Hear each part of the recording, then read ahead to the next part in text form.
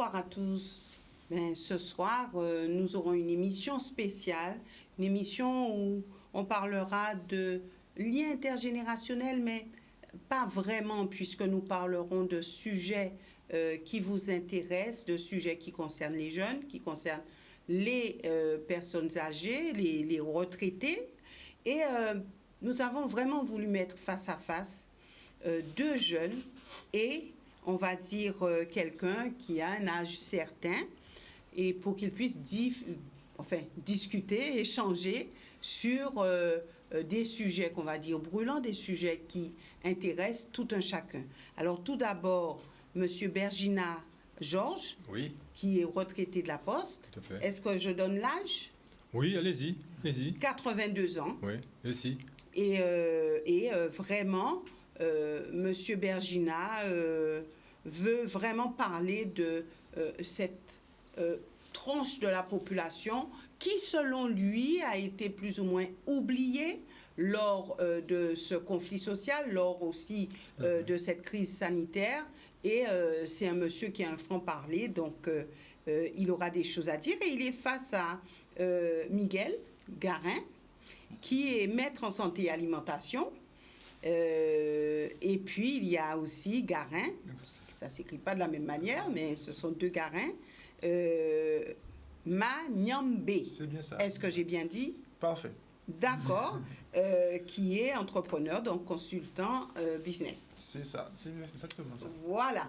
Donc, ce soir, vraiment, ça sera un échange entre vous. Ça sera une discussion, je vais dire, un échange. Vous n'avez pas besoin d'être d'accord sur ce plateau, mais il faudrait qu'on puisse comprendre vraiment la vision de personnes comme vous et aussi la vision des jeunes par rapport à des sujets, des mêmes sujets.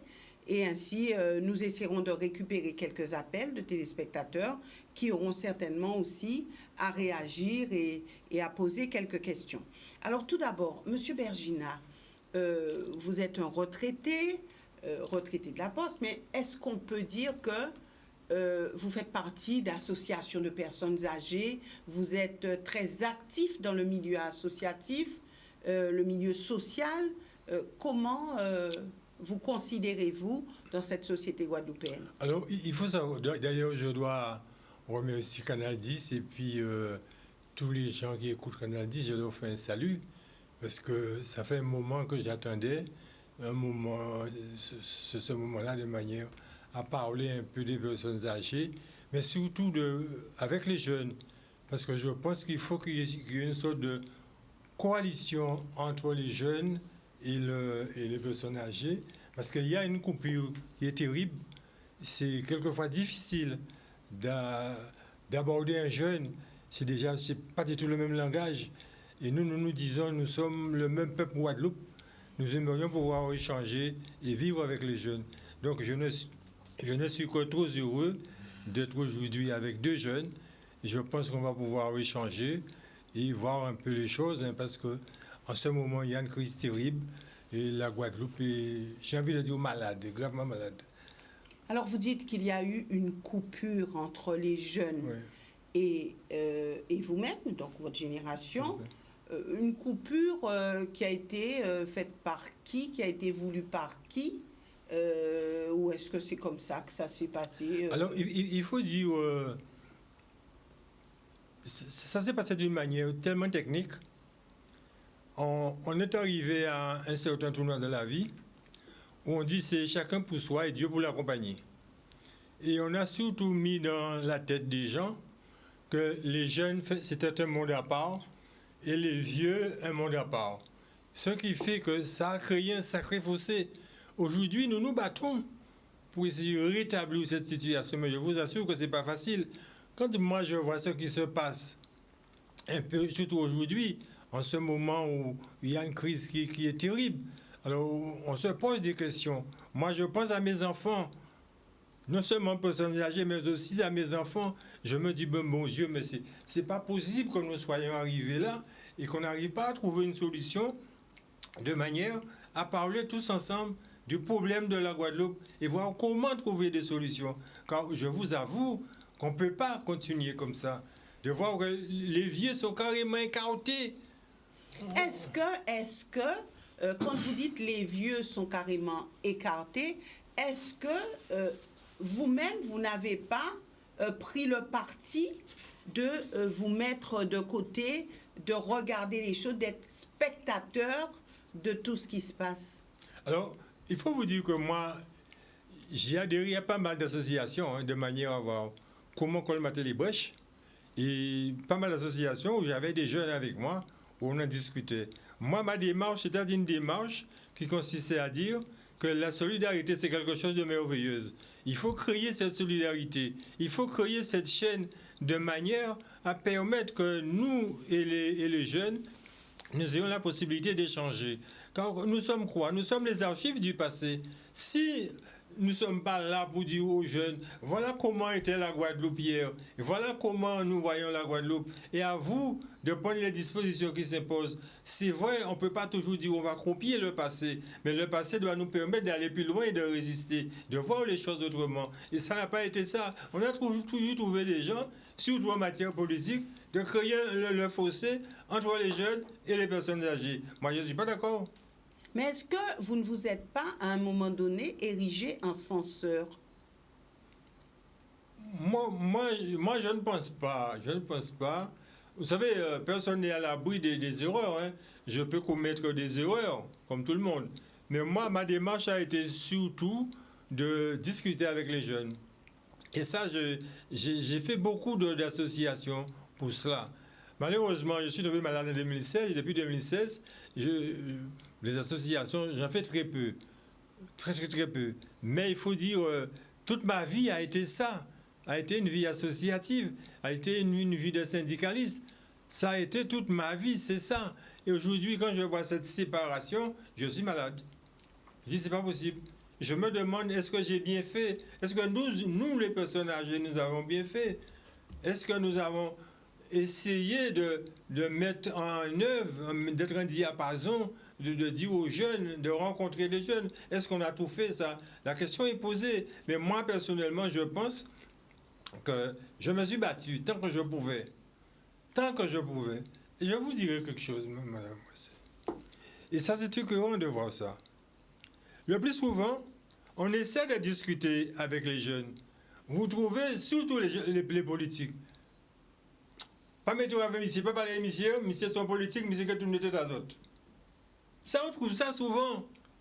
Et des fois, c'est pénible. Comment peut-on s'autoriser le droit d'aller diviser ce peuple-là, d'aller diviser les jeunes par rapport aux personnes âgées? Madame, moi, c'est tôt ou tard, ces jeunes vont vieillir. Ils ne vont pas rester des jeunes toute une éternité. Donc, nous devons être l'exemple pour leur dire, même quand vous arrivez à la retraite, vous avez un travail à faire. Il ne faut pas rester là les bras croisés. Il faut vous donner les moyens, de manière à montrer aux jeunes, eh bien, effectivement, nous sommes encore là, nous pouvons être au service de notre peuple, nous pouvons être à votre service. Est-ce que vous n'avez pas un regard très critique sur les jeunes? Et est-ce que ça ne coupe pas aussi la relation? Est-ce que vous pouvez vous projeter dans le présent et je ne dis pas oublier le passé parce qu'il ne faut pas l'oublier, il faut transmettre. Mais ne pas rester dans le passé en faisant des comparaisons, en disant oui, mais dans notre temps on faisait ça, vous faites ça, c'est pas bien. Et alors, est-ce que le conflit, c'est pas ça? C'était mieux avant, c'est pas bien maintenant, nous dans notre temps on faisait pas ça, on n'avait pas les pantalons en dessous des fesses, on n'avait pas des boucles d'oreilles, on n'avait pas... Alors est-ce que c'est pas tout le temps le fait de comparer ce que vous avez vécu avec ce que les jeunes vivent aujourd'hui? Et je vais laisser la parole aux jeunes pour qu'ils puissent nous donner leur ressenti. Alors tout d'abord, dites-nous ce que vous en pensez. Je vous dirai simplement, je rencontre un groupe de personnes âgées où nous discutons. Les premiers mots que nous disons, il faut que nous soyons de notre temps et les jeunes de leur temps. Bon, nous nous disons, effectivement, ce problème que rencontrent les jeunes, eh bien, c'est aussi notre problème à nous. Quel problème est-ce qu'ils rencontrent? Je prends par exemple aujourd'hui, dans le cadre de cette crise sociale, le problème des jeunes. Madame Boissé, vous vous rendez compte? Quand vous avez votre enfant qui arrive un jour et qui vous dit, eh bien, tu sais, papa ou maman, je pars, je quitte la Guadeloupe, je ne trouve pas à travailler. Et quand on regarde aujourd'hui, 57 000 Guadeloupéens ont quitté la Guadeloupe. C'est quand même beaucoup. Je ne vous parlais pas de ceux qui sont venus nous remplacer. Mais 57 000 jeunes, c'est beaucoup. Donc comment voulez-vous que je ne sois pas en harmonie, le groupe de personnes âgées que je rencontre ne soit pas en harmonie avec les jeunes qui ne voudraient pas quand même qu'il y ait cette harmonisation entre les jeunes et les personnes âgées. Nous ne sommes pas là pour critiquer, pour faire le procès des jeunes. Je refuse de faire le procès des jeunes. Et c'est pourquoi je ne suis pas d'accord avec un certain nombre de choses qui ont été dites contre les jeunes. Alors ça, je m'élève contre ça. Comme quoi? Bon, alors, quand j'entends les gens qui disent, ça je vais y venir, hein, parce que moi je suis un peu comme ça, les gens qui disent que les jeunes ont mis le feu, les jeunes ont fait ceci, cela. Je dis, moi, écoutez, madame Boissé, je vous dis sincèrement, je ne suis pas d'accord qu'on mette le feu. Alors, mais pas du tout. Mais madame Boissé, quand vous perdez votre travail, vous avez des enfants, il faudra les nourrir. Vous savez qu'est-ce que vous allez faire demain matin? Quand la folie va emparer de vous, vous savez qu'est-ce que vous pouvez faire? Ça, vous ne saurez pas quoi faire. Il y a la folie douce, mais il y a la folie où les gens sont terribles. Et ça, je dis que, écoutez, moi, je me mets un peu à la place des jeunes. Cette souffrance quand cette jeunesse-là, que faisons-nous? Il faut faire quelque chose. On ne peut pas laisser nos jeunes comme ça, dans l'embarras. Moi, j'aimerais bien que tous les jeunes, qu'ils aient une belle maison, qu'ils aient une voiture, qu'ils vivent leur vie autrement. Moi, c'est comme ça. Nous concevons ça. Moi, je ne peux pas accepter docilement qu'on critique les jeunes parce que les jeunes ont fait ceci, ils ont fait cela. Mais est-ce que nous avons tout fait pour permettre aux jeunes d'aller plus loin et de résister? Alors, les jeunes, qu'avez-vous à dire à cela? Bonsoir la Guadeloupe. Alors, moi je dirais tout simplement qu'en vrai, il y a peut-être deux camps et on essaye d'associer, c'est-à-dire deux camps au niveau des jeunes et deux camps au niveau des personnes âgées. Et donc, on essaie en fait d'associer des jeunes qui ont peut-être une volonté d'être résilients, qui veulent se battre et arriver à un certain stade, et d'autres qui sont montrés du doigt, comme vous avez présenté tout à l'heure là. Alors, et pour la majorité de la jeunesse, je pense qu'à un moment, ce qui s'est passé, c'est que, comme, entre guillemets, les anciens avaient longtemps souffert dans Saurin, etc., ils ont tout de suite cherché à pousser leurs enfants à aller vers un niveau qu'ils considéraient, eux, comme étant le niveau supérieur. Donc, éventuellement, parité en Guadeloupe, parce que la Guadeloupe, ça pas bien, hein? Parité, pas travail là, parce que ça travail là, ça pas bon, pas fait ci, pas fait cela, pas monter en entreprise, ou payer gagner l'argent, pas y aller dans l'agriculture, parce que l'agriculture n'est pas capable de l'argent, alors que tout simplement une bonne agriculture bien instaurée, un bon agriculteur peut bien vivre. Après, c'est vrai que la façon dont l'agriculture est imaginée à l'heure actuelle, en tout cas de façon générale et mondiale, ne permet pas à un agriculteur de s'en sortir. Mais si on la repense de façon plus, je sais pas moi, je dirais plus écologique, en étant plus avant-gardiste, enfin, etc., un agriculteur peut s'en sortir. Donc je reviens au sujet que je disais. Donc, je pense qu'il y a eu cette fracture parce qu'il y a eu un moment, l'exode a été généré par les anciens qui avaient peur que leurs enfants ou leurs petits-enfants se retrouvent dans une situation qu'ils n'ont pas pu ou n'ont pas su accepter. Voilà, je dirais ça premièrement. Moi, je pense que la vérité est un peu plus délicate. C'est vrai, pas dans ton sens, mais je pense que ce lien-là entre les jeunes et les personnes âgées, pour moi personnellement, je parle de moi personnellement, il existe toujours. Ma grand-mère, je la vois, elle a WhatsApp, on s'appelle, on fait des FaceTime, voilà, elle est tout à fait moderne, il n'y a pas de problème, et on discute souvent. Mais c'est vrai que, malheureusement, on a grandi, enfin moi, enfin, mais j'ai mes amis et ceux que je connaisse, on a grandi dans une société où mamie, il fallait juste aller la voir peut-être le dimanche après-midi parce que maman voulait, mais pas plus que ça.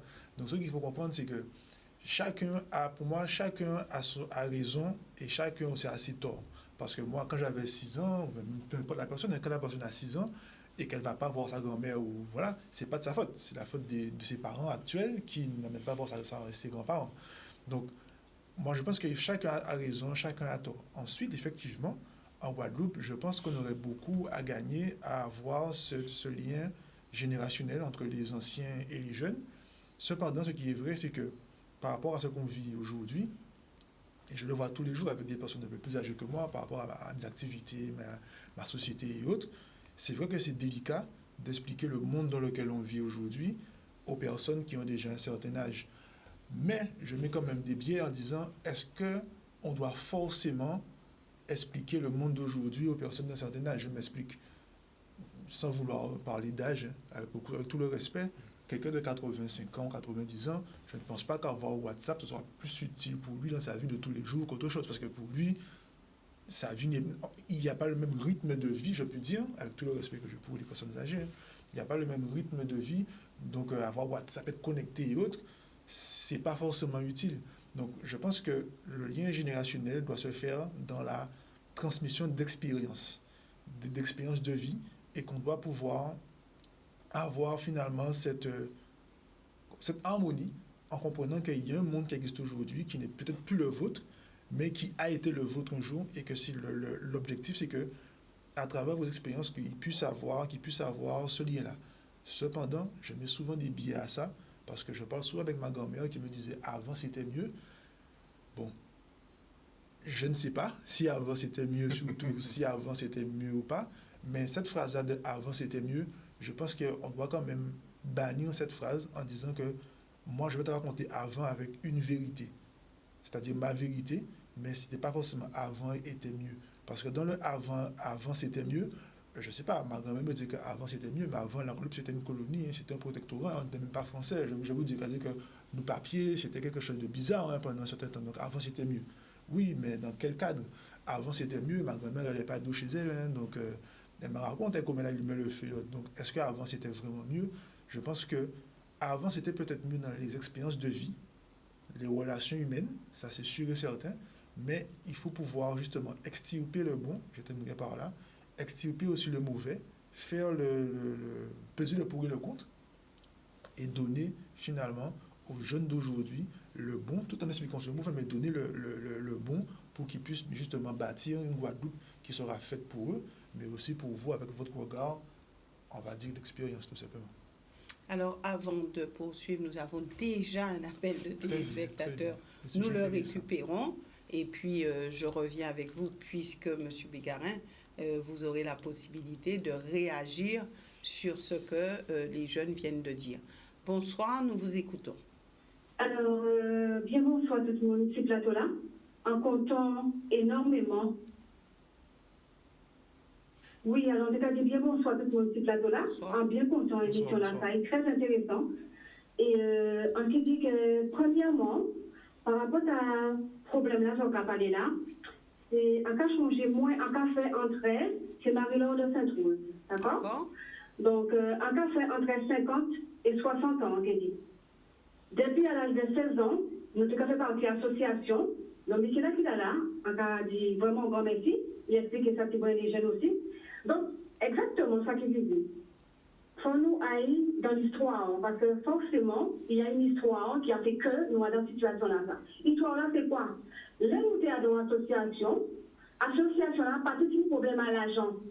Depuis que vous mettez politique à l'argent, ça veut dire que vous mettez les associations en compétition. Donc, là, nous dans l'association, c'était du bénévolat, d'accord?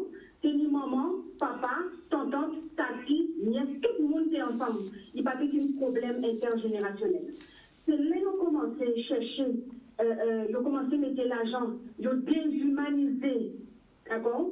Les relations que nous tenons, c'est pour ça que ça arrive jusque-là, d'accord? Moi, quand l'idée principale là, c'est vraiment ça. Parce que vraiment, là, on va regarder en Guadeloupe, on va voir des associations qui sont au niveau politique, bicyclette, parce que vous savez, c'est OK par mon subvention, donc nous pas ni pour, nous pas faire rien par l'amour, avec l'amour. Et en cas quoi que c'est ça qui a manqué. Il faut nous mettre plus l'amour, plus humanité à dans ça nous va faire.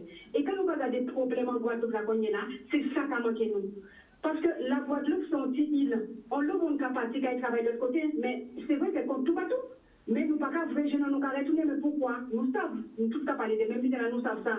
Mais nous pouvons faire des efforts. Il ne faut pas nous oublier notre deuxième idée, une histoire. Parce que nous tous, nous pouvons parler des idées, mais il faut nous être fondamentalement une histoire. L'histoire qu'a fait que nous dans l'association, nous avons toujours gagné des échanges, gagné des excursions. C'est comme ça qu'on l'a en Guadeloupe qui va être sorti des moments qui étaient l'autre qui à l'époque. Et bien c'est comme ça qu'on s'est sorti, on s'est collé côté. Moi, c'est comme ça on découvert toute la Guadeloupe. Parce que c'est des excursions, je vais demander nous demander nous connaître là avant, faire ça, faut payer, tout vite dans la vie, basé sur l'argent, nous peut valer à nom là. Et encore quoi que c'est ça. Plus gros problème là, c'est exactement ça. Et c'est vrai que par rapport à ça qui a passé qu'on est dans la laine, nous avons quel que soit ça là qui tenait tort, là qui tenait raison, là, nous avons ça qui a passé en Guadeloupe, en Guadeloupe, nous avons qui genre des hommes et des femmes, tout bout de vos CHI, hein? Excusez-moi, en cas de moi quand même, pour nous mettre un humanisme. Faut d'après moi, nous mettre un petit égo, faut nous mettre un petit en passant moi. Faut nous faire un effort parce que nous, les petits monde qui garder nous, même si tu as la décision, c'est qui tu as qui prend décision là, il est juste à 8000 km. Hein? Et ça qui t'a passé en Guadeloupe, nous pas vrai jusqu'à présent, après un petit qui a passé à Bala, ni 2 poids 2 mesures. Donc je vais pas être plus long, je suis désolée, mais il fallait que je dise ça. Mais vraiment, le souci c'est ça. Depuis le moment que vous venez, vous mettez l'argent, vous mettez l'argent, place principale là, c'est exactement ça qui touche toute humanité, toute relation qui tenait entre nous. Et c'est vrai que ça t'a fait plaisir devant les plateaux la saison là, et ça vient, il faut nous continuer comme ça. Et en cas quoi, vraiment, que nous l'homme qui nous l'amour en Guadeloupe. Il faut nous diffuser un vrai amour. On ne va pas parler de l'amour en l'air pour nous bailler force. Là, quand nous montrer nous, en Guadeloupe, nous connaissons ça. Nous connaissons bailler force. Nous connaissons porter ça nous ni pour les autres. On nous continue dans ce sens-là. Et nous, il faut nous relever dans tout ça parce que de toute façon, la guerre disparaît. Donc, nous, jouons, bien dans ça, les jeunes, tout le monde qui prend confiance à nous et nous qui peut vivre vraiment comme nous pouvons vivre dans un pays là. Merci en plus. Passons bon année. Merci beaucoup, madame, pour cette intervention. Oui, alors? Oui, donc, j'ajouterai quelque chose par rapport à ce que la dame vient de dire, ou je compléterai. Enfin, pas je compléterai, je modifierai. Moi, j'irai même peut-être plus loin, ou j'illustrerai plus. Je pense que c'est plus dû à la mise en place, ou la concrétisation vraiment de ce qu'on appelle donc la mondialisation, qui a généré des inégalités entre, déjà premièrement, donc, différents pays, des inégalités entre la France, la Guadeloupe, même s'il y en avait déjà à la base, mais bon, c'est pas le sujet, des inégalités, les progrès technologiques, le fait que les jeunes sont plus connectés que dans le réel, le fait donc, rien que le fait d'être connecté plus que dans le réel, ça fait qu'il y a une distance entre la réalité et donc la fiction, et donc ça génère en fait une perte d'humanité, hein, donc de ces jeunes, et donc en fait ça expliquerait les problématiques qu'ont exposé donc ce monsieur et cette dame. Voilà. Alors, oui, monsieur Bégarin. Alors, moi j'ai écouté avec beaucoup d'attention, hein. Et c'est pourquoi je répète à nouveau, hein, que je suis heureux de partager avec vous, puisque vous m'apprenez des choses. Je ne sais pas si je vous apprends des choses. J'essaie de vous apporter des éléments. Par contre, je ne suis pas tellement d'accord quand on parle de cette histoire que nos parents disaient. C'est vrai à une certaine époque, ça se disait. Mais je pense qu'à partir de 1960-62, les choses avaient déjà changé. On voyait les choses tout à fait autrement. Bon, on commençait à parler de l'agriculture. Je me souviens à l'époque, un certain nombre de responsables politiques qui disaient qu'il fallait créer des coopérations pour permettre le développement de l'agriculture. Pour permettre, parce que la terre doit pouvoir nourrir ses enfants. Mais de toute façon, monsieur Bergina, est-ce que déjà Saurin ne parlait pas justement du développement de l'agriculture? Est-ce qu'il ne disait pas à l'époque, que je n'ai pas vécu bien sûr, mais est-ce qu'à l'époque il ne disait pas qu'il fallait justement que la Guadeloupe puisse vraiment nourrir ses enfants et qu'il fallait se pencher vers l'agriculture pour être indépendante, on va dire, au niveau alimentaire? Est-ce que lui ne disait pas cela? Tout à fait, tout à fait. Et je suis l'homme de Saurin. Je suis né en 1940, donc je sais de quoi que je parle. Il est certain qu'à cette époque-là, il fallait quand même amener la conscience, d'ouvrir la conscience des gens, de les amener vers l'agriculture, de manière à développer l'agriculture et permettre les gens de vivre autrement et par leurs propres moyens. Alors, il y avait des échanges au niveau des produits. Saurin avait bien instauré ça. Mais entre-temps, il s'est passé pas mal de choses. Pas mal de choses. On a vu l'évolution des barquets. Et puis, on commençait à nous dire, bon, mais on vous emmène d'autres produits et à d'autres prix. Et je crois que là, on n'a pas été assez vigilants. On n'a pas été assez vigilants pour dire, attention, il y a un danger. Cette possibilité qu'on nous donne aujourd'hui par rapport aux aliments, par rapport à bien d'autres choses, non, ça va nous plonger. Il faudrait continuer vers l'agriculture, développer l'agriculture de manière à permettre que la Guadeloupe soit plus ou moins autonome, qu'on puisse pouvoir vivre de nos propres moyens. Mais aujourd'hui, c'est bonjour les gars. Bon, je pense malgré tout, il ne faut pas être défaitiste. Il ne faut pas être défaitiste. Il faut quand même permettre aux jeunes, conscientiser les jeunes. Sur quoi les conscientiser? Surtout sur l'agriculture. Permettre que l'agriculture se développe et se modernise. Parce que le drame, c'est que nos parents ont travaillé la terre, mais ils n'avaient pas les moyens. Mais aujourd'hui, il y a les outils pour... Je pense que les jeunes ont la possibilité de produire au niveau de l'agriculture, de changer la façon de vivre. Parce qu'aujourd'hui, c'est la catastrophe. Oui, mais à l'époque où les choses auraient dû progresser, est-ce que cette phrase-là, on veut pas mon moi et travailler en canard blanc, donc feuille fonctionnaire, donc il y avait des phrases comme ça, tout à fait, faites, qui effectivement étaient véhiculées ou qui ont été véhiculées d'année en année et qui ont peut-être fait qu'on soit dans cette situation. Alors, est-ce encore possible de corriger, de changer de cap? Ça, c'est la grande question. Je pense qu'il y a des possibilités. Comme on risque de me répéter, il ne faut pas être défaitiste. Nous avons maintenant l'école d'agriculture, nous avons des jeunes. Il suffit de leur donner les moyens, la terre, et permettre à ces... Est-ce que les jeunes veulent s'adonner à cette activité? Est-ce qu'on leur a demandé leur avis? Parce qu'il y en a qui travaillent la terre. Hein. Il y a beaucoup de jeunes aujourd'hui. Il y a beaucoup de jeunes. Oui, alors allez-y. Moi, je parlerai au nom des agriculteurs et j'espère que... Enfin, des jeunes agriculteurs, et je dirais que à un moment, je ne sais pas qu'est-ce qui s'est passé, certains jeunes ont eu un refus de sécession des terres. Et il y a beaucoup de terres qui sont déjà premièrement en indivision, ça c'est pour le côté immobilier, etc. Et il y a beaucoup d'anciens qui n'ont pas soit donné ou cédé, soit donné ou vendu les terrains aux membres de leur famille parce qu'ils étaient en conflit, etc. Et aussi, je dirais que à l'heure actuelle, il y a une grande majorité de jeunes qui sont en attente de terrain.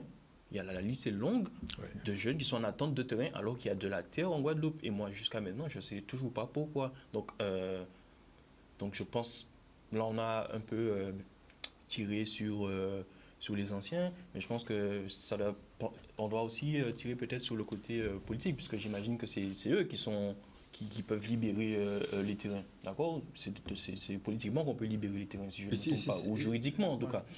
C'est bien ça ce oui, que mais est-ce qu'à un moment donné, les générations après vous, n'ont pas tourné en tout cas le regard en oubliant la terre, en se disant non, la terre, ça nous a trop fait souffrir, on a trop travaillé, trop transpiré, il faut aller vers autre chose. Est-ce que cette génération-là n'a pas détourné son regard vers autre chose que la terre? Bon, alors, il est certain que il y avait un sacré problème. Avec la meilleure volonté du monde, comment quelqu'un peut travailler la terre quand il demande des aides, il demande par exemple un prêt. Je veux d'un prêt pour développer mon agriculture. On ne vous donne pas ce prêt-là. On vous donne un prêt pour acheter une voiture. Mais on ne vous donnera pas un prêt pour acheter un bout de terrain, un prêt pour acheter un tracteur. On ne vous le donne pas, ça. Comment voulez-vous qu'un jeune qui voit l'agriculture développer à 1000 à l'heure, avec d'autres méthodologies, il n'a pas les moyens, il a envie de le faire, eh bien, il est découragé. Il est découragé. Et qu'est-ce que l'on voit? Eh bien, ces jeunes, ils sont obligés de s'expatrier. Moi, je pense que le problème qu'il y a aujourd'hui en Guadeloupe, si on parle de... Parce que ce n'est pas que l'agriculture, hein, d'autres métiers. Je pense que notre problème, c'est que, je vais dire peut-être d'un point de vue marketing et d'un point de vue simple, hein, pour que tout le monde puisse comprendre, je pense qu'on ne vend pas la Guadeloupe comme étant une île sexy, en fait. Quand je dis sexy, ça veut dire attractif. Voilà. Et je pense que c'est ça aussi aujourd'hui le problème, parce que les opportunités sont là. Et resteront là. Aujourd'hui, on parle d'agriculture, mais aujourd'hui, il y a les NFT, il y a les crypto-monnaies. Pourquoi on n'a pas une crypto-monnaie guadeloupéenne, par exemple? Pourquoi on n'est pas sur la blockchain? Pourquoi on n'est pas sur les NFT, par exemple? Donc, c'est ça, en fait. Je pense que chaque génération doit saisir l'opportunité qu'elle a et doit construire son temps historique. C'est-à-dire, je ne pourrais pas régler les problèmes de ma grand-mère à son époque, je n'étais pas là d'ailleurs, et ce n'est pas mon rôle. Donc, on doit gérer notre problème historique. Et je pense qu'aujourd'hui, il faut pouvoir rendre toute chose attractive au regard d'un jeune. Et aujourd'hui, effectivement, la problématique de la Guadeloupe, c'est ça. On a un manque... à écouter parler ceux qui sont en Guadeloupe et les personnes qui nous vendent la Guadeloupe, ça peut être monsieur, madame, peu importe. Il y a ce problème de rendre les choses possibles, c'est-à-dire dire que c'est possible. Et je peux donner un tas d'exemples. Aujourd'hui, moi, je fais du marketing, j'ai des clients en Guadeloupe, mais aussi dans le reste du monde, notamment en Afrique. Par exemple, je suis bien en Guadeloupe. Donc, moi, que je sois à Paris, à Londres ou à Moscou, je ferai la même chose. Mais moi, on a su, peut-être dans mon éducation, me vendre la Guadeloupe comme étant attractif, donc du coup sexy. Et je pense que c'est ce qu'il faut réussir à faire. Et si on prend l'exemple de l'agriculture aujourd'hui, par exemple, je pense qu'il faut dire à un jeune qu'il n'est plus agriculteur. Non, tu peux être une multinationale. Tu peux être un gérant, un entrepreneur qui va vendre sur les marchés européens. Tu peux être, au-delà de l'agriculteur, tu es celui, par exemple, qui va mettre en place une crypto-monnaie, une blockchain dans l'agriculture pour certifier que les produits viennent de la Guadeloupe. C'est-à-dire, voilà, c'est donner, et c'est là, si on parle d'équilibre avec les jeunes et les anciens, c'est que les anciens disent peut-être qu'il y avait un manque ou des problèmes, et que nous, jeunes, avec notre époque, on puisse régler les problèmes aujourd'hui. Et c'est pour l'agriculture, mais c'est pour tout. Aujourd'hui, lorsqu'on va par exemple à l'université, il y a de moins en moins de jeunes qui vont à l'université en Guadeloupe, qui préfèrent partir, alors que le savoir, il est partout quasiment pareil, j'ai envie de dire. Mais pourquoi? Parce qu'on ne crée pas cette attractivité. Par contre, les personnes qui viennent par contre ici, sans vouloir tirer sur aucune communauté, on rend la Guadeloupe attractive pour eux, ou on leur montre que c'est attractif, malheureusement, ou heureusement pour eux, ou pour nous, mais il y a cette attractivité. Et c'est ce qui est dommage aujourd'hui, c'est que même jeunes ou vieux, quand on parle de la Guadeloupe, on doit parler de la Guadeloupe de manière positive. Et cette positivité, il faut pouvoir la transmettre qu'on est de 0 à 120 ans. Et pour terminer, lorsqu'on appuie aussi sur la recherche d'emploi d'un jeune, la dynamique aussi qu'il doit mettre en place de manière entrepreneuriale, il faut comprendre qu'aujourd'hui, l'attractivité, la spécificité guadeloupéenne est son atout dans le reste du monde pour lui permettre de percer, justement. Je prends l'exemple de, de Teddy Riner, qui est guadeloupéen, qui fait du judo, mais c'est parce que lorsqu'il va en Chine, lorsqu'il va dans d'autres pays, il montre justement son aspect guadeloupéen, ça crée une attractivité de plus.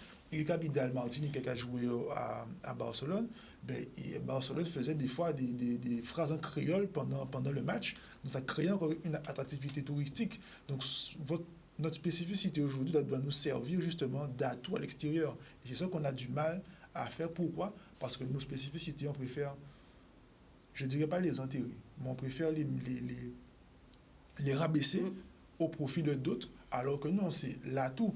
Mais je finis juste par là. Quand vous allez manger chinois, vous n'allez pas manger dans un restaurant, vous allez manger chinois en fait. Donc, vous allez manger la spécificité chinoise. Parce que sinon, un restaurant, c'est quoi? C'est des assiettes découvertes et des gens qui vous servent. Donc c'est la spécificité que vous allez manger. Donc je pense qu'il faut bien faire ça pour nos jeunes, mais au moins jeunes, de pouvoir prendre nos atouts, de les mettre carte sur table et de nous servir justement de ça pour pouvoir internationaliser nos propos et tout ce qu'on fait comme activité professionnelle ou personnelle.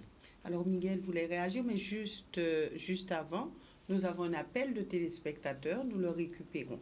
Bonsoir, nous vous écoutons. Faut pas écouter la télé. Allez-y. Faut pas écouter la télé.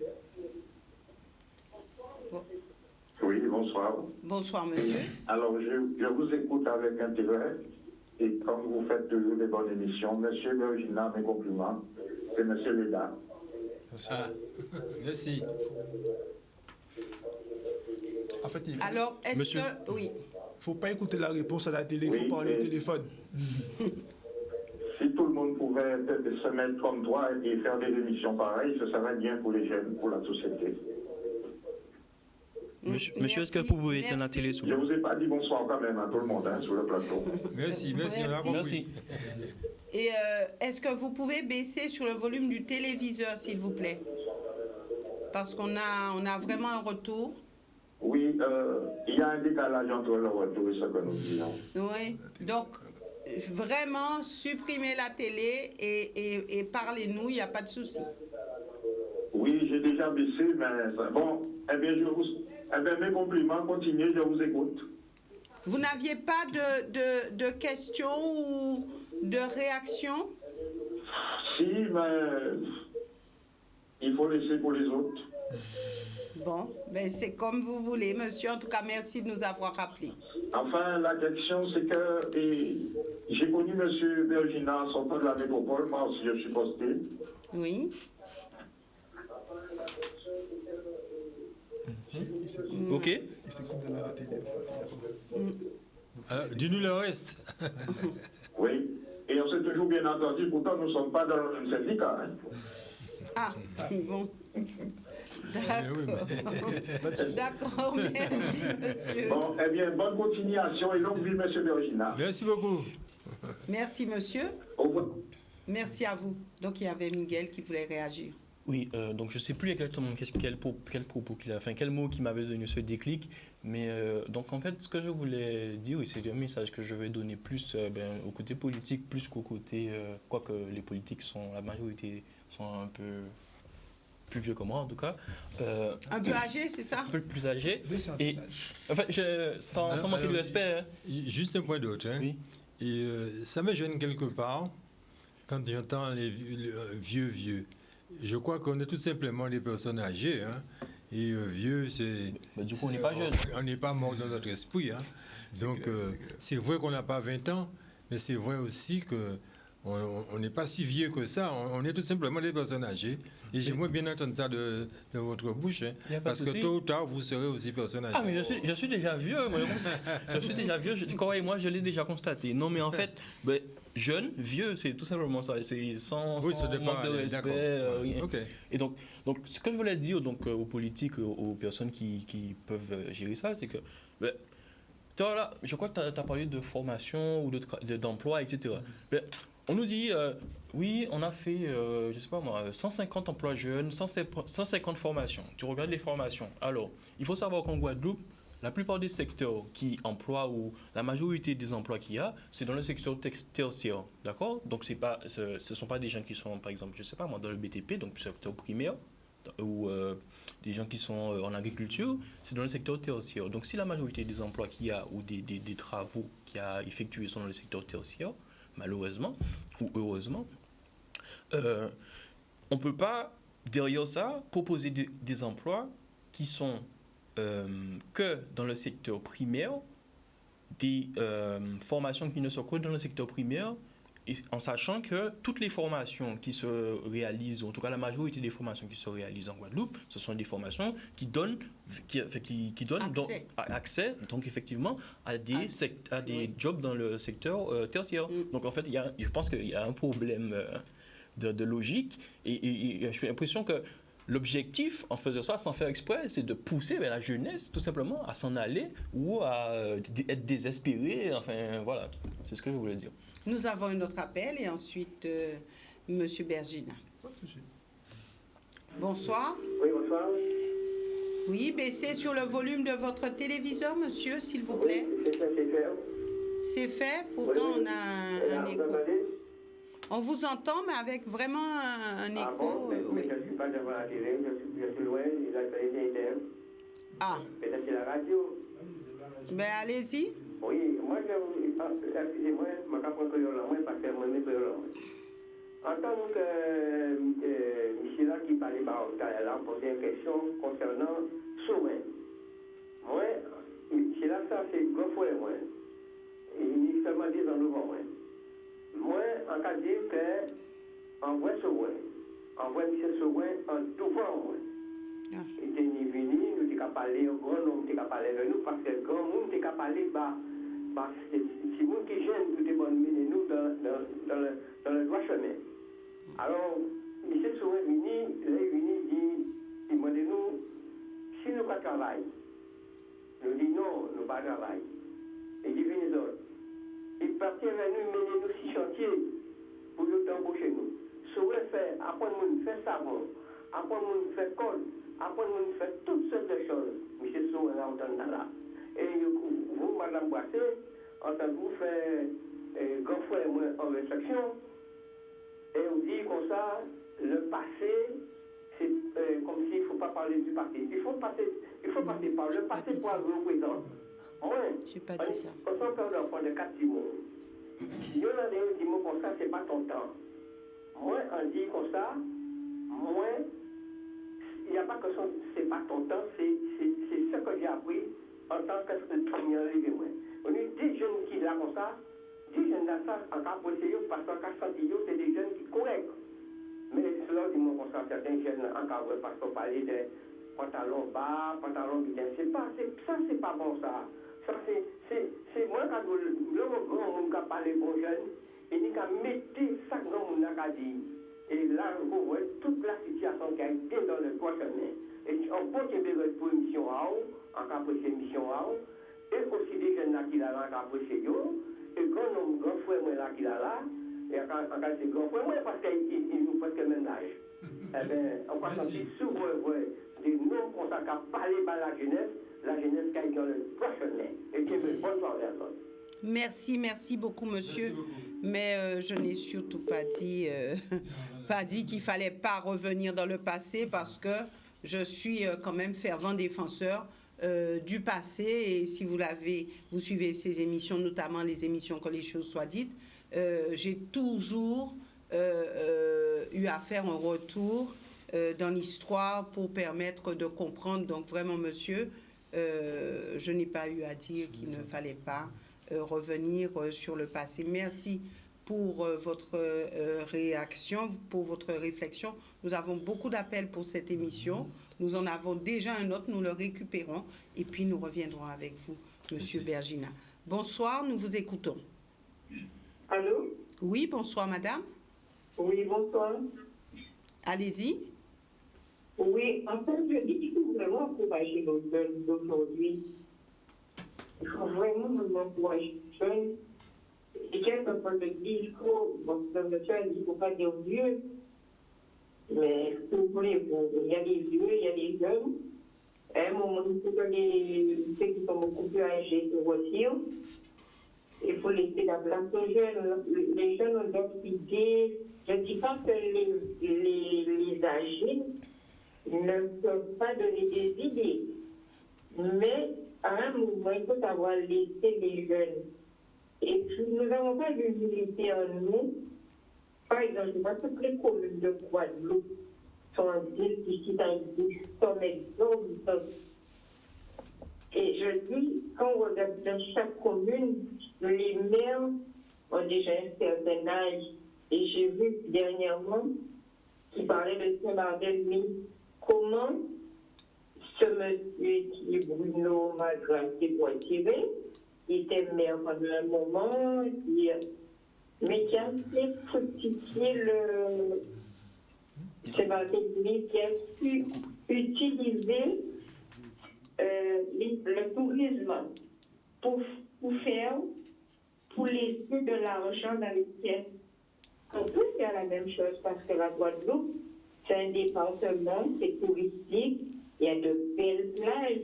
Je dis pourquoi pas ne pas utiliser tout ça, parce que je pense que ce monsieur et tant d'autres qui l'ont aidé ont utilisé ça pour pouvoir de l'argent, pour pouvoir avoir des sous dans les caisses. Je dis les jeunes d'aujourd'hui peuvent faire ça. C'est-à-dire, on est arrivé à un point, il faut dire que ceux qui sont déjà âgés, en fait, ça qui veut plein poche à eux, ils ont plein poche à eux, allez, c'est fait, ils payent. Et ceux qui veulent vraiment travailler en tant que jeunes, promener des idées, de bonnes idées, ils les mettent en place. Moi, je pensais à ça par rapport à quand le monsieur a parlé dernièrement, je parle de Bruno Magras. Mon Dieu, j'ai trouvé ça formidable. Je dis, pourquoi pas en Guadeloupe? Pourquoi pas en Guadeloupe? Parce que qu'on regarde la Caraïbe, les différents départements, ça se ressemble. Donc pourquoi pas faire la même chose en Guadeloupe? Merci, madame, merci beaucoup. Alors moi, je suis fière des jeunes et les laisser la place pour faire évoluer les communes de Guadeloupe, faire sortir des petites et bien quoi. Merci, madame. Oui, alors il y a Miguel, il y a M. Bergina, il y a rapidement, aussi Manyembe. Rapidement, je dirais à la population guadeloupéenne, en Guadeloupe, il n'y a pas que la plage, hein, donc il y a une grande biodiversité, donc ne vous orientez pas que vers le côté touristique, en tout cas le côté touristique lié aux plages. Je dirais aussi que... Oula, je vous ai perdu. Ok, monsieur. Allez-y, monsieur, ça va me revenir. Voilà. Alors, c'est vrai que tout à l'heure, là, il parlait de les jeunes, la formation, cette nouvelle formation dans le cadre de la mondialisation. Et je voudrais dire surtout, je crois que le gros du problème, le nœud du problème, c'est la formation. Que l'on veuille ou pas, dans ce pays Guadeloupe, il y a un problème de formation. On nous rabâche à tout temps, formation. Mais est-ce que les jeunes sont véritablement formés? Est-ce que les jeunes ont la possibilité d'avoir des ouvertures?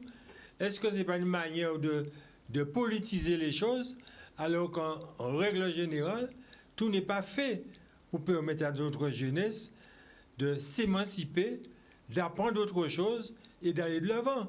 Moi, tout à l'heure, là, je parlais il y a ce problème de personnes âgées et jeunes. Moi, je comprends tout ça aussi. Mais n'empêche que nous, personnes âgées, notre devoir, c'est pas d'éduquer, mais d'informer les jeunes. Voilà comment la Guadeloupe était hier. Parce que je pense que le jeune aujourd'hui, il doit savoir d'où il vient pour savoir où il va. Et ça manque beaucoup. Il faut qu'on explique. Ce que les jeunes apprennent, par exemple, dans les écoles, sur les bancs des universités, concernant l'histoire, ça ne suffit pas. Mais à mon avis, ça ne suffit pas. Mais pas du tout. Il faut des compléments d'information. Et il n'y a pas mieux que les personnes âgées qui pourraient dire aux jeunes, voilà ce que nous, personnes âgées, nous avons vécu hier. Et à vous de vous débrouiller, de voir la vie autrement, de moderniser. Parce que, je répète, que l'on veuille ou pas, on peut donner tout l'or du monde à une jeunesse. Si on ne lui donne pas l'éducation qu'il faut, les outils qu'il faut, eh bien, on n'ira pas bien loin.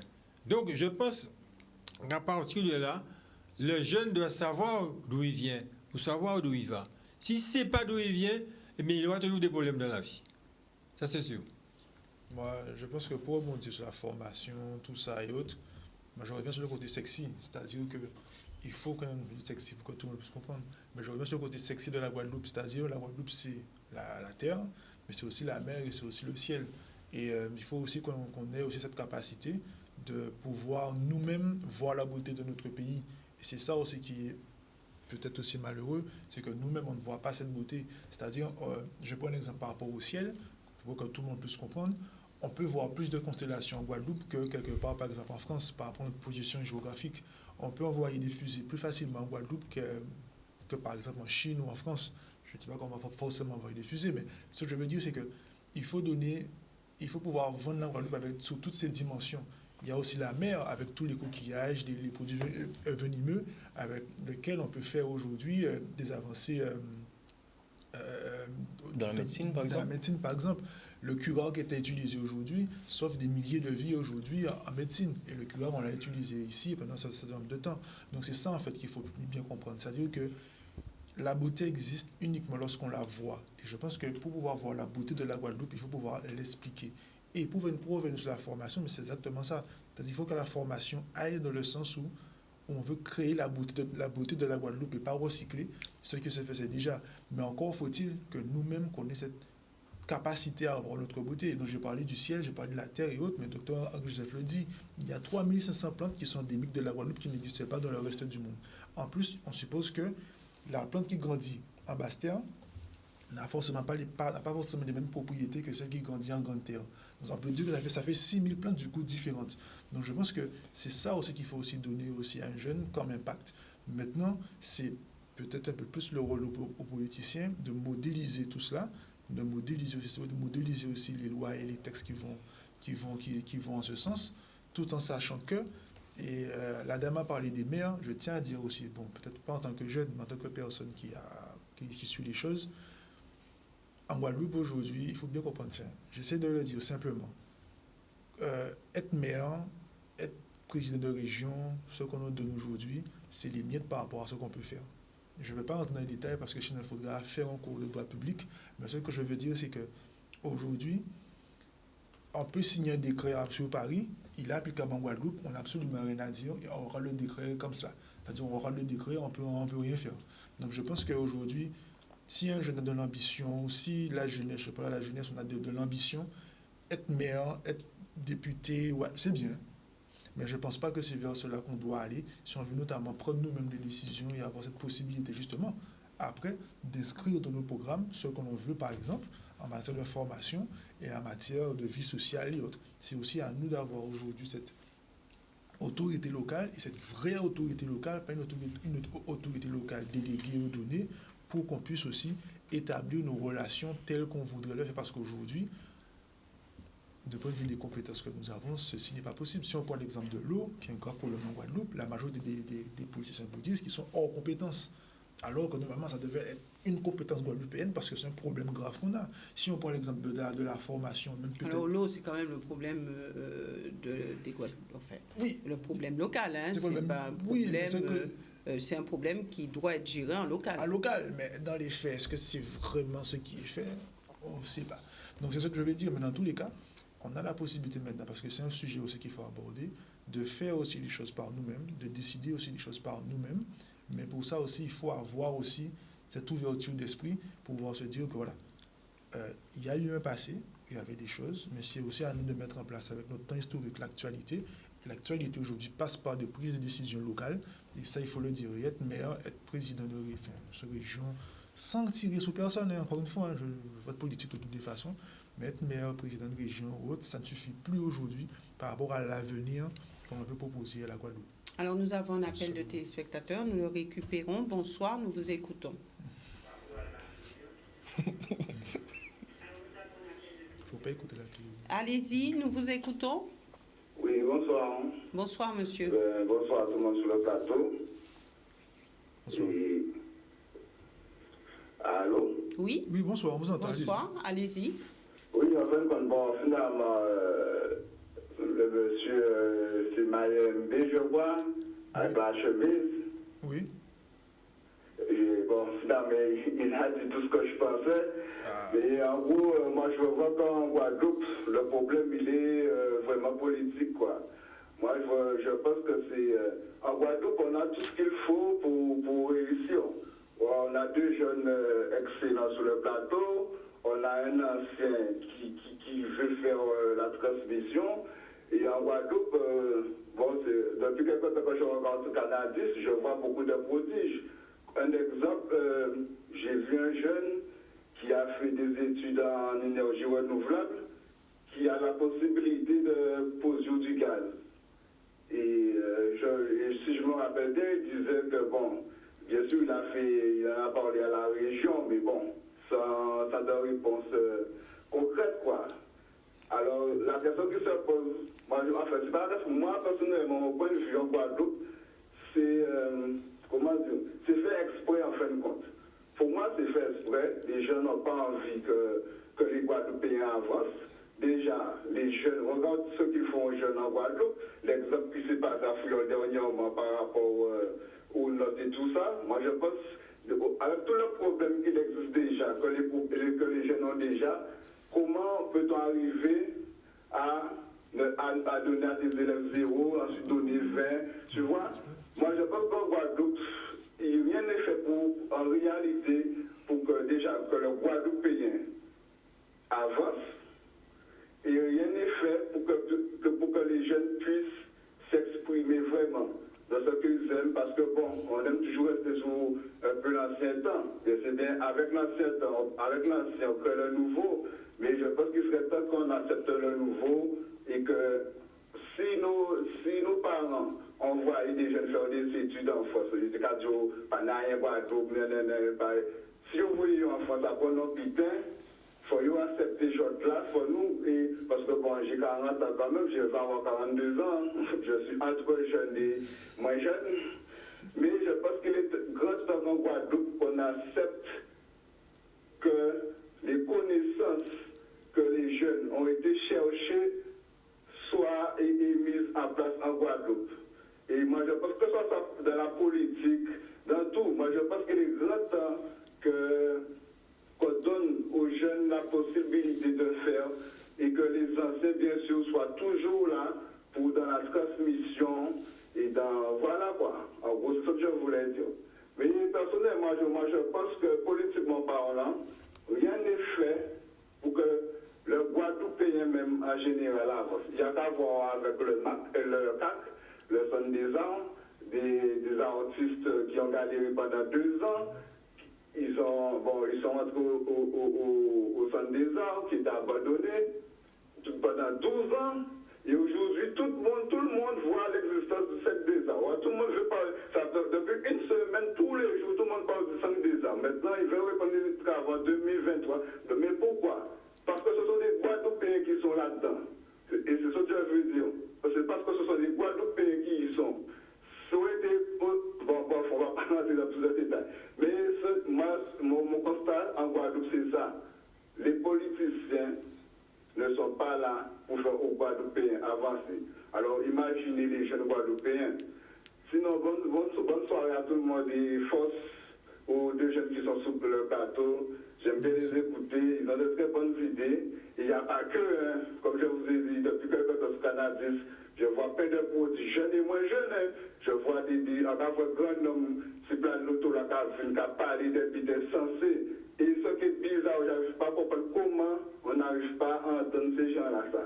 Bonne soirée à tous et à bientôt. Merci monsieur, bonne soirée.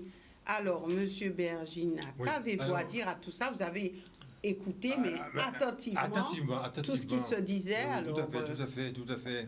Je crois que c'est très enrichissant. Et surtout quand on vient sur le côté formation, tout ça, je me dis effectivement, je l'ai déjà dit, il y a un problème. Il y a un gros problème. Alors, que faut-il faire exactement? Puisque vous dites, il y a une coupure, il y a une cassure entre votre génération et les jeunes. Il faut absolument, parce que il y a un combat à mener, c'est critique, il faut vraiment avancer. Comment avancer? Il y a un combat à mener.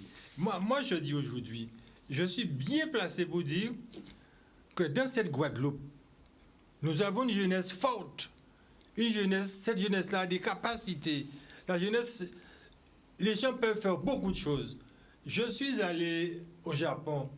J'ai rencontré des jeunes Guadeloupéens et Martiniquais. Je suis retourné en Allemagne.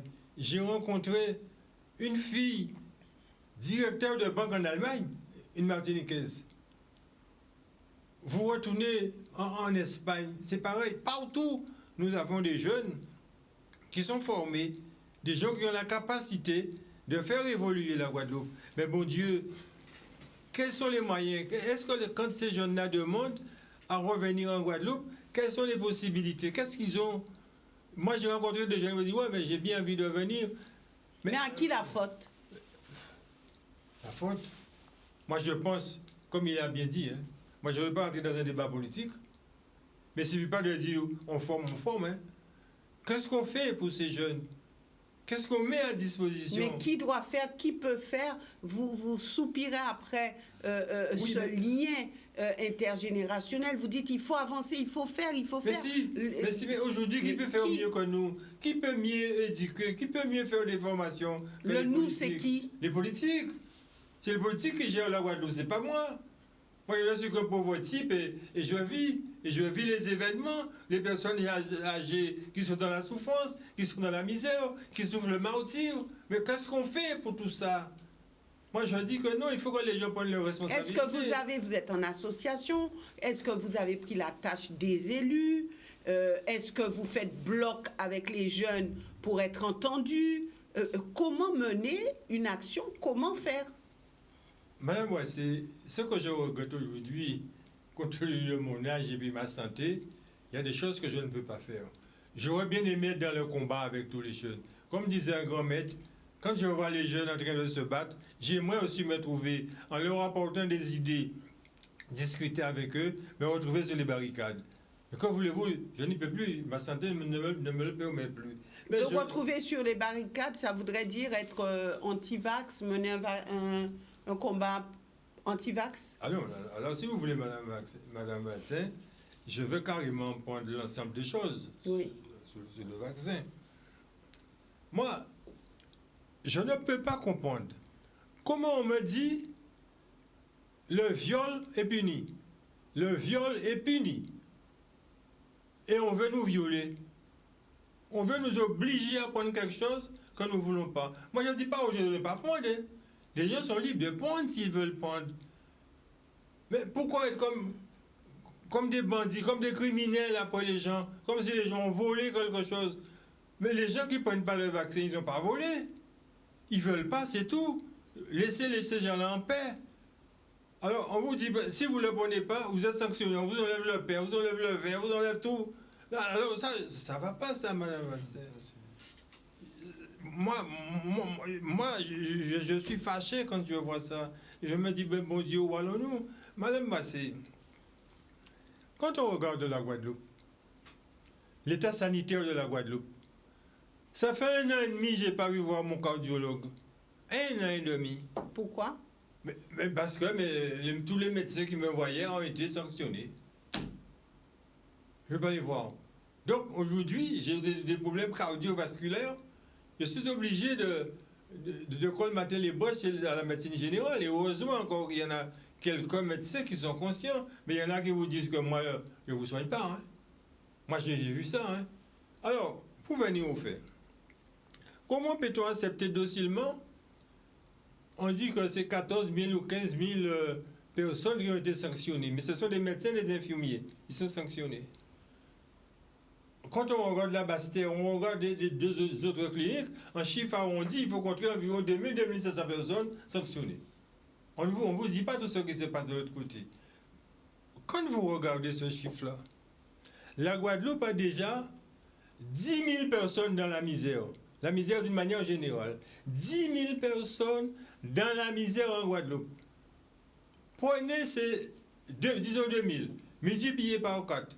Vous allez ajouter 18 000 personnes dans la misère en Guadeloupe. Vous croyez que c'est normal, ça? Moi, je ne suis pas content.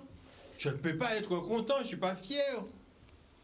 Et vous entendez des gens qui disent, j'aime mon Guadeloupe, on a fait ceci à ma Guadeloupe, mais on oublie que les gens qui ont été sanctionnés, les gens qui ne veulent pas prendre les vaccins, les gens qui prennent le vaccin, les jeunes, surtout les jeunes, qui sont dans la souffrance, les personnes âgées, ce sont aussi des Guadeloupéens. Ce sont les enfants de la Guadeloupe. Ce n'est pas les enfants seulement des nantis. des nantis qui veulent dire ma Guadeloupe à moi. La Guadeloupe c'est la Guadeloupe à notre Guadeloupe à nous, notre chère Guadeloupe. On ne peut pas s'autoriser aux gens de venir dire, parce qu'il y a eu des événements, on a fait ceci à ma Guadeloupe, et on oublie toutes ces personnes qui sont dans la souffrance.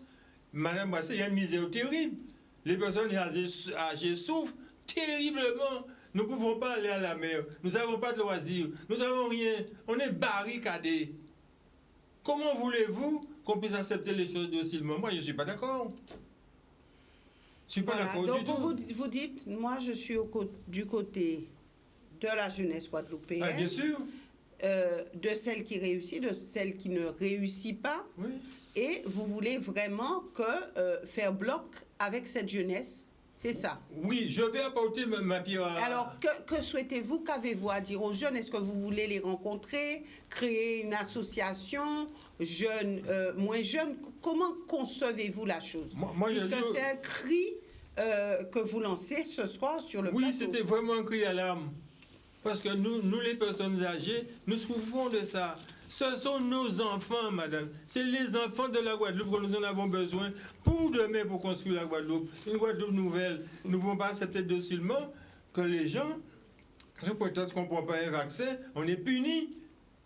Comment peut-on punir des gens qui disent que moi, je ne suis pas vacciné, je ne suis pas vaccin. Si je meurs, je meurs. Surtout moi, à mon âge. Je peux mourir demain, mais je n'ai pas envie de mourir par rapport à un vaccin. Je suis libre de faire ce que je veux de mon corps. On vous dit, si vous ne le prenez pas, vous n'aurez pas de pain, vous n'aurez pas de salaire, vous n'aurez pas ceci. On oublie qu'il y a des enfants qui crèvent de faim. Des gens qui sont malades, ils ont besoin de boire et de manger. Si un jour ils se révoltent, on dira, oh, ils ont mis le feu, ils ont mis cela. Mais la misère du peuple a toujours créé la guerre, Madame Vassin. En 1789 en France, pourquoi il y a eu la guerre? Ce même problème de monarchie. C'est parce que les gens étaient dans la misère. 39-45. Pourquoi il y a eu tout ce combat? C'est encore la misère. Ce n'est pas les riches qui ont fait la guerre. Alors, quel est votre message ce soir, puisque nous sommes quasiment arrivés au terme de cette émission? Quel est votre message à l'endroit des jeunes? Bon, alors, je voudrais peut-être quand même dire un petit mot quand même. Que les gens, ce n'est pas parce que je suis avec les jeunes que je suis d'accord. Je l'ai dit en préambule, qu'on met le feu, que je ne sais pas ça du tout. J'ai surtout voulu expliquer que quand on est dans la misère, on ne sait pas ce qu'on peut faire. On dit n'importe quoi. Bon. Alors, moi, je lance un appel puissant aux jeunes. Et moi, il m'arrive de rencontrer des jeunes. J'ai un monsieur sur Sainte-Rose que je rencontre assez souvent. Et nous discutons. Il a une association. Nous essayons de faire des choses ensemble. D'ailleurs, nous avons un rendez-vous bientôt, je crois que c'est le 25 ou le 26 à Cap-Esther pour les 100 ans de Papa Yaya. Donc, moi j'essaye. Et moi, je suis à la disposition des jeunes. C'est vrai que surtout la nuit, je ne peux pas répondre la nuit, parce que moi, je ne veux pas conduire la nuit. Mais de la journée, si un jeune veut discuter avec moi, si un jeune veut m'entendre, je suis toujours prêt à discuter avec les jeunes. Madame, je rencontre des jeunes, beaucoup de jeunes, et qui sont contents de discuter avec moi. Quand je leur apporte des éléments, je leur dis, voilà la Guadeloupe, c'est ce que était la Guadeloupe hier. Et voilà comment c'est à vous de voir cette Guadeloupe nouvelle. Je discute avec ces gens-là. Ils sont contents, ils me disent, oui, mais il faut venir discuter avec nous. On est content de discuter avec toi. D'accord. Alors, rapidement, puisque nous sommes arrivés au terme de cette émission, Miguel, quel est votre message à l'endroit des personnes âgées? Est-ce qu'il y a des attentes? Est-ce que on peut vraiment faire un rapprochement entre les générations? Je pense que ce rapprochement est possible.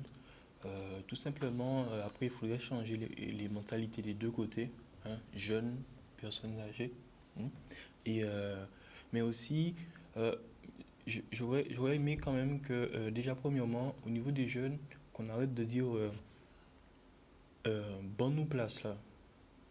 Je trouve que c'est une phrase assez brutale et j'aurais aimé qu'on la bannisse. Pas des propos seulement, mais de la mentalité. C'est-à-dire que, comme le monsieur est en train de présenter, qu'on travaille en fait ensemble, hein, jeunes, personnes âgées.